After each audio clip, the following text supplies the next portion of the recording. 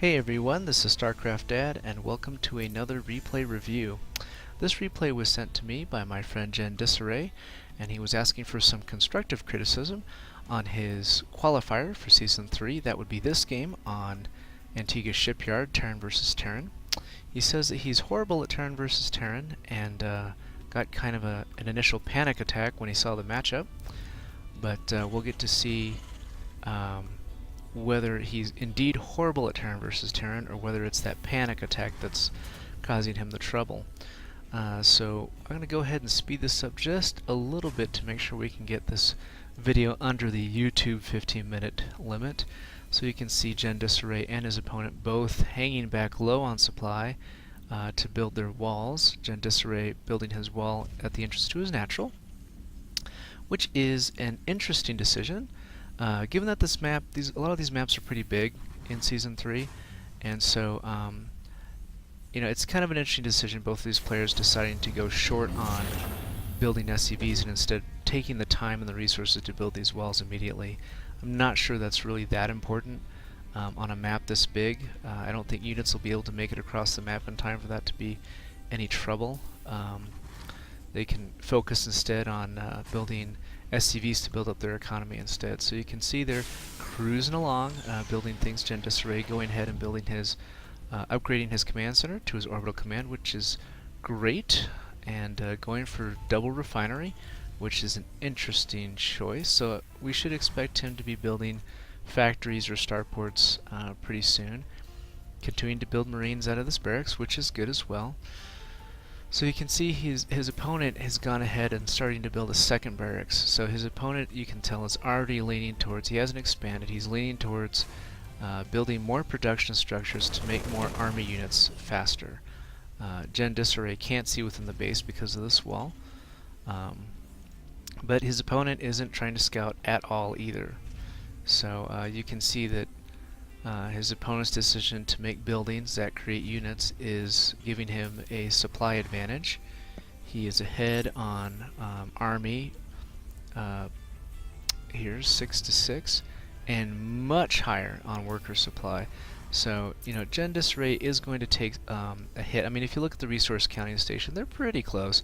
So GenDisarray is taking a hit by building this command center. I mean, that's 400 minerals he's not using to build SCVs or other things, and building the starport. But GenDisarray will have an advantage on the tech because he's going to be having this 1-1-1 setup going.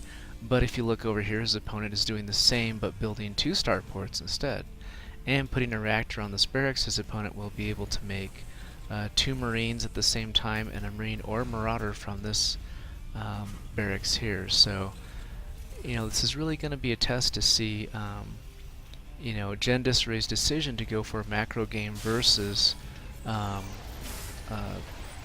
building more production structures, whether that's going to work for him or not. I mean, right now his siege is done. He's already got a siege tank out and a second one on the way, so he's got a pretty good defense already at this wall, whereas his opponent is just maxing up on lots and lots of marines.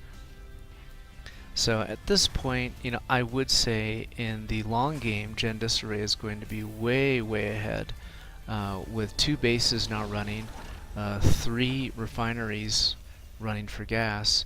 He should be able to, outproduce his opponent with units.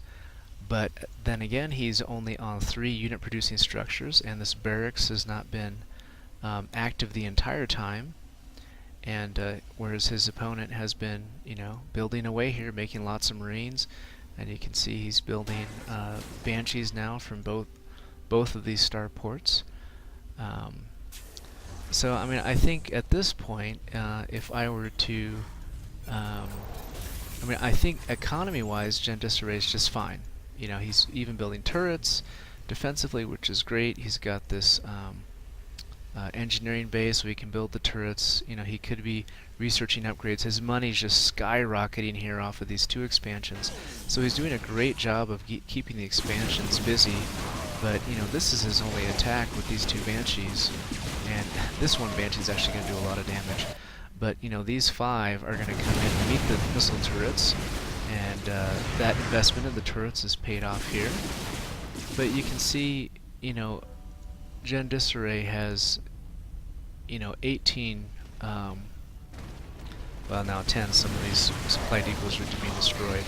But, he had he's had a lot of room to build units, and I think at this point, that's the biggest difference between these two players. His opponent, although he's only on one base, you can see he's spending more of that money because he doesn't have as much banked up. And GenDisarray, he's going to be able to clean this up. He's got a Viking and a nice missile turret there, so he's doing a good job of cleaning that up. And this force should be able to do quite a bit of damage at the front. If you look, the supply numbers for both of these players are pretty low. So GenDisarray should be able to take in these tanks and kill off a bunch of these. This actually right now a pretty small squad of Marines up here. Now these are just sitting here. Let's take a look at GenDisarray's cam and see what he's doing. Okay, he was building a Raven to try to work on those Banshees, and now bringing up a Viking to defend these tanks, which is great.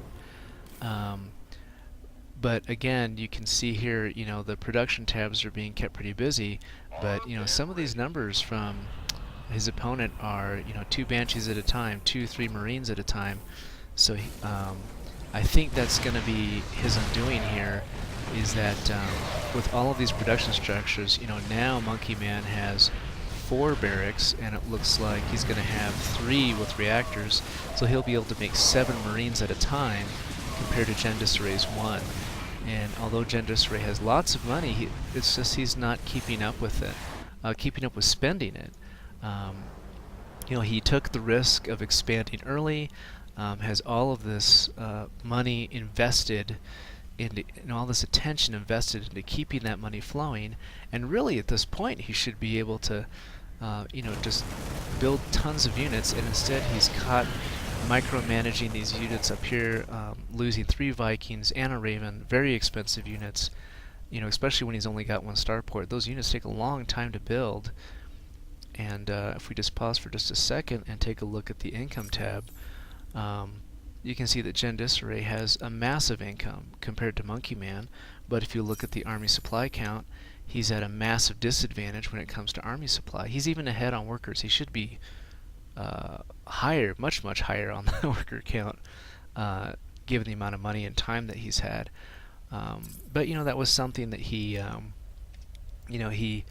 emailed me about, was that he felt that the game seemed to be moving faster than he remembered, and he's been keeping up with production, but as you can see, he's just losing those 2 Vikings. That's a pretty expensive unit. Running this tank back away from these Marines will go ahead and slow things down. We're doing great on time, and these tanks, 2 siege tanks. Now, this was unfortunate. He brought the tank around this way and got him killed. But 2 tanks versus a bunch of Marines can do quite a bit of damage. These Marines are not upgraded, but when there's enough of them around and you just don't have enough production structures to make enough units in time, he's going to be in trouble. I mean, this is just a straight non-upgraded Marine force from 4 barracks, and given GenDisarray's massive income, you look up here at the ending, the ending resources. I don't know if there's one that's going to show me the ending resources here, but you can just see up here in the upper right-hand corner, GenDisarray has 7,300 minerals, 2,300 gas. He could have built expansions at multiple locations at this point, and built barracks all over the place and just made Marines, or barracks with tech labs all over the place and made Marauders. And I think that was really, he says he's terrible at TvT, but honestly, he had a great macro game. He had a great idea of building siege tanks with Marines, with air units, to make to extend the range, the visibility range of the tanks. Great idea. If he had, after his expansion got running, built another barracks, another factory, and another starport, or more even of that, I think he would have just completely overran Monkey Man much earlier than this 20-minute, 54-minute mark.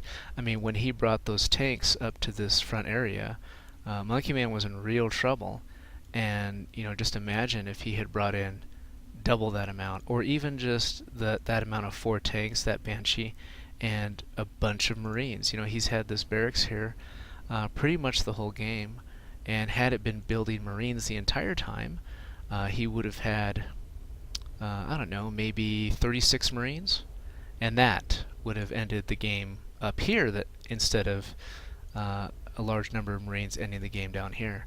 So I think in the end, there's really, I'd say the only thing that GenDisarray needs to improve upon is just to keep his buildings busy.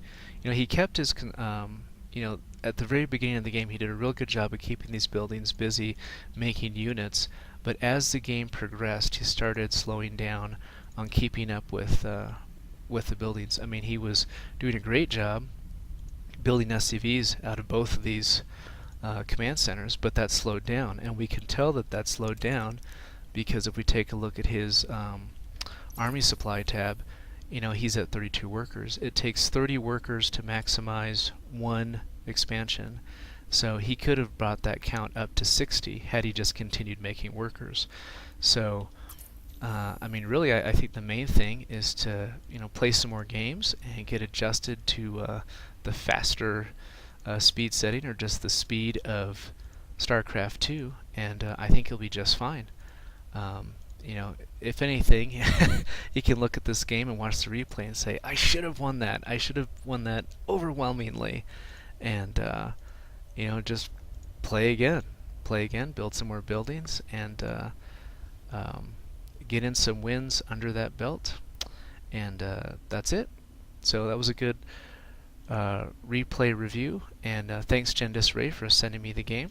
And this is StarCraftDad signing out, and we'll talk to you guys next time.